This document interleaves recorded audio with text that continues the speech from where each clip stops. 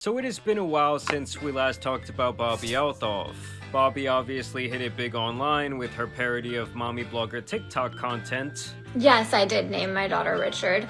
I just always really loved the name Richard, and I wanted a boy, but I had a girl, and I decided to name her Richard anyway. There is nothing. Why is that baby like big as hell though? Like compared to her, like Jesus. So she was running it up over there, amassing a couple million followers, getting millions of plays per video, and making a couple of $100,000 per year. I was making around like $250 to $300 a year. Thousand. Yeah. From brand deals on TikTok, Wow. and 250 is great. Damn, bro, they're making so much money on TikTok, bro. I did not know that. That's crazy money. I don't even think she was like that big at that point. It's hard to That's come up crazy. with content with just me every day. $250,000 a Yeah. year as an annual income is great and all. Yes. It is great. It is It's great. And this is where she claims that she parlayed that fame into her podcast fame, and from episode 1 people suspected that she was an industry plant, mainly because she was immediately in bed with the 69 God, and was shortly Yo, what? after showing off Mark Cuban's disgusting Piggly Wigglies.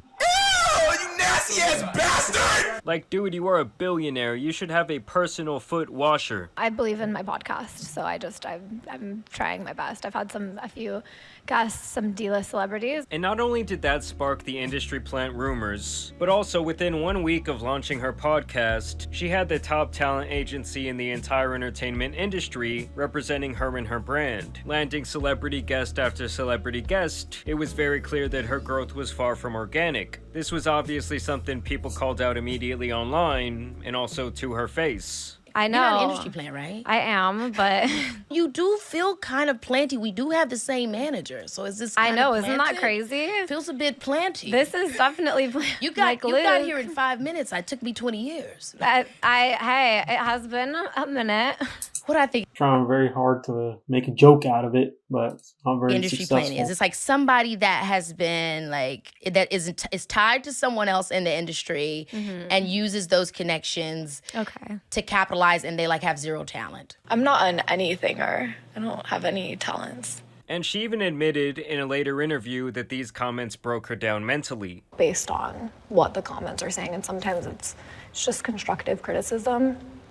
It can be a little mean, but yeah, it doesn't bother me too much. And I really feel like her and the Hawk Tuah I think it does bother her. It's sad a little bit. girl were basically on that same wavelength, and just as quickly as each rose, both equally as quickly fell off. I mean, at least for Hawk Tuah, she had this massive scandal that derailed her career.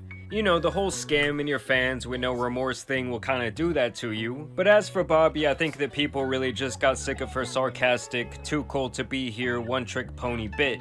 And when she would get in a room with someone like Offset who read her like a book, she would be made foolish still trying to pull this act off. You wanted to be on my podcast. Why you keep saying that cap ass shit, man?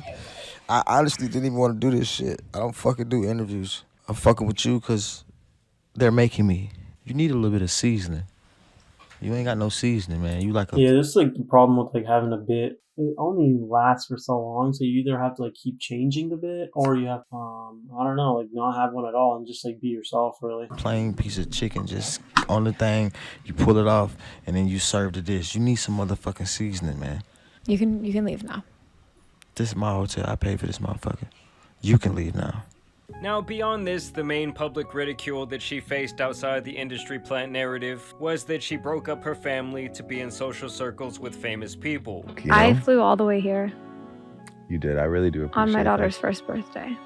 I wasn't gonna bring that up. Mm-hmm. You missed That your- is so messed up, bro. Literally the first birthday of your kid for like an interview with Drake, dude. Like, yeah, he's big, but like, come on, bro. Really? That's crazy, dude. You gotta care about your family a little bit more than that. daughter's first birthday. For To this. be here. Dark. Regret that you'll never be able to undo. Yeah. Horrible parenting. Now, when Drake is calling you a bad parent, you know you're doing something wrong. Speaking of Drake, by Hey, I don't know about that, bro. I mean, from what I see or what I hear, Drake is actually a pretty good parent to his son, except like for the first few years, you know what happened there. By the way, the dude is so down bad that he's been in Bobbi's comment section on Instagram begging her to unblock his name. Embarrassing! Either way, despite being married at the time of these early interviews, she was always asking these guests if they would smash her up. Would you date someone that looks like me? Am I your type? Yeah, I've seen this, but like, that is crazy, dude. I actually didn't think about it like that. I'd do it. Thank you. I mean, imagine being her husband seeing that shit. The guy did actually file for divorce around a month after the Drake episode dropped. Hey, respect to this dude, bro. He can stand on his morals, on his mind shit, you know what I'm saying? Leading to rumors that Drake gave her initial initiation, if you know what I mean. Obviously, after this, she would gain the reputation that she was being passed around the industry. Ryan Garcia was chasing her around the room like it was his crush on the school playground. He would later confirm them hooking up during a Twitter rant. She was seen being drunkenly carried. He would later confirm them hooking up. Wait, what? I did not see this, bro. That's During a crazy. Twitter rant. She was seen being drunkenly carried out of clubs, and even had this really embarrassing moment when she tried to do that thing where girls soft launch the guy they're dating, only to have it backfire after the FBI, that is social media, discovered that it was some NFL player and he completely denied being with her in the first place. This caused her to crash out on TikTok. Just like hard to imagine finding someone who is truly good for you. It's hard to imagine there's a world where there's like someone who's actually meant for you. Crazy how you had that and then you just threw it all away for Drake. Oh, hell no. Dating is just hard, you guys. Like, Well, now Bobbi has officially announced that she will be ending her podcast, which is surprising to me considering she was still getting decent guests and views in the hundreds of thousands occasionally. But obviously, when you compare this to her peak where she was getting at least 1 million views per podcast and like these top level guests, it had been looking pretty rough. I mean, no one really knew these people she was now interviewing, and when she was doing solo episodes, there were not many views at all. But either way, she hosted like a funeral for her podcast. Hi guys, welcome to the Really Good Podcast. All jokes aside, all honesty, this is the last episode. In honor of the last episode, my sister and I are going to sing a song. I heard there was a secret chord that David played and it pleased the Lord, but you don't really care for music, do ya? And it goes like, Hear me and hear me good, nigga. I'm here to double down.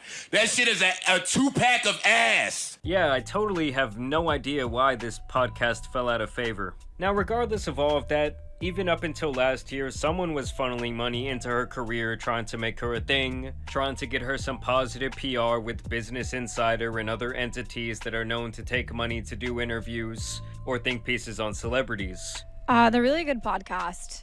She was a great podcast. She got me this house, got me the car I drive. She got me a lot of Yeah, I mean, she made her bread and then she dipped, so who's really the one that's losing? stuff, and she was really great. I really did appreciate her for the time I had with her. What do you guys think? How much money do you think she made off this? Probably like at least $1 mil, $2 mil? And she brought me a lot of memories and a lot of great guests. I will miss doing this podcast, and I will miss the money this podcast brought me. Now, over time, it has been abundantly I would miss the money too. Like, let's be for real, guys. Come on now. clear that from the start this was all about money and fame to Bobbi, who straight up admitted that even when she was young, that was her main aspiration in life. Mentally decided that she made like at least $300 a year on her podcast alone, and I was like, that's what I need to do next. Like, I need a podcast. How'd you become an influencer or creator? Just wanting to make money. It's like she in general represents a microcosm into our society and how social media has warped people's minds. I hope that I go from D-list to A-list. That's my goal in 10 years. From D-list to A-list. Yes. I feel like over the last 2 to 3 Now she went from D-list to like G-list, bruh. That's even a thing. years specifically, I've noticed a change in the way that women in particular present themselves online. And I'll say specifically on Instagram, where there's this sense that they think they are someone famous or a spectacle to be admired, and I find that shit hilarious. And I'm talking about like an everyday regular girl with 500 followers acting like her shit don't stink. I mean, people in general are just so much more narcissistic than ever before. before due to social media, or I guess I should say they are desperate for online validation in a way that was viewed as cringy during the early days of social media. As you guys know, Yeah, doing that photo shoot in public is so cringe, dude. Holy shit, I don't think I could ever do that. You know, some people are just built different on this, like, cringe shit, you know what I'm saying? Like, it's crazy. this podcast started off just with a girl with a dream to make more money. And Yeah, like, what he said about, like, money, I think, yeah, it's definitely just money for her, because, like, dude, everything is about, like, all she's saying is, like, money, money, money. Like, she didn't even want to try and, like, make it, like, a good podcast with, like, good guests and, like, good conversations, or, like, you know, actually spreading a message. It's just, she wanted more money and fame. Like, okay, bro. I knew when I Like, even if that's the case, you gotta have, like, some secondary reason, or else you're really just not gonna do it for, like, that long. I don't know. I feel like money isn't, like, the greatest, like, motivator of all time. started that it was going to go places, I didn't know I would fall off as quickly as I did. To be honest, I did think this was going to last a bit longer. But nevertheless, it lasted a minute, and I'm proud of the accomplishments I have, and I'm pretty sad that it has to end like this, but it's okay. I mean, hey, shout out to her for being able to acknowledge the fall off and the fact that she loves money. She did run about 10 ads in this podcast, and the entire episode in general just seemed like a money grab, where she says, remember when I did That's funny. One last money grab. this podcast, remember when I did that podcast. And I will never forget the moment he told me that I was like unseasoned chicken. It was basically like one of those filler episodes where they just show a bunch of flashbacks from the show. You know, the one you always skip. She really just cycles through all the interviews, she plays a clip, and moves on, periodically throwing another ad in your face. And I do have a sneaking suspicion that this might just be the pre-launch of some of the show that she wants to now do. But this is how she ends her show. Just any final words for the podcast? She really fell off. No, it happened. People said I was Yeah, like, I think she's just, like, getting rid of the bit, and now she might, like, come back with no bit, just being herself, which I guess would be better. falling off, and they were right. So now it's dead. You guys got what you wished for. You wanted it to be over, it's over. It's gone. It's not there anymore. Yeah. And now, I don't know what we're gonna do. I don't know, I just feel like someone who Yo, this clip right after is crazy. loves being around famous people and rising up the social ranks as she does, would not just give it up. It's actually my guess, considering that this episode was posted on the very last day of July, and with these various sponsors riddled into Oh, this was recent. Okay. this crock of crap, is that this was only made to meet obligations to them, as when you agree to these deals, they usually have allotted time slots Hey, that's smart, though. That's actually smart, bro. She really knows how to get this bread, though. of when you will post their ad. And I just cannot see very many people, even if they are a genuine fan of this show, watching the entire thing. And let me just say, the comment section on this video is not exactly what you would expect from a send-off. I mean, it was almost like it was a mixture of good riddance, they were sick of the ads, and then just a bunch of comments about how she left her family to pursue this. Either way, it looks like this is the end of the Bobbi era. Honestly, I think that she would have made more money and had more longevity online in the parody blogger space. But I guess it's a good lesson that sometimes it's better to rise up slow than to just jump on a rocket and burn Bro, some of these clips are egregious, dude. Holy shit.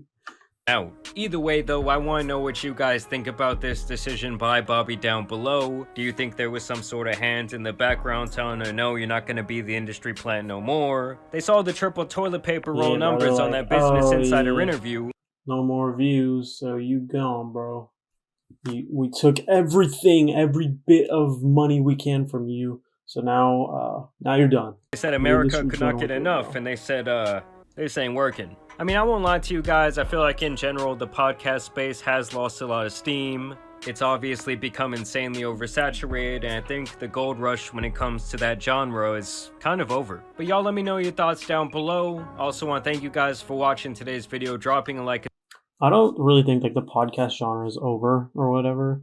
I think it's still got some like juice to it. It's just like now it's like more competitive. So like every single person was getting their own podcast, bro. Like people who did not need a podcast, who were not good podcasters.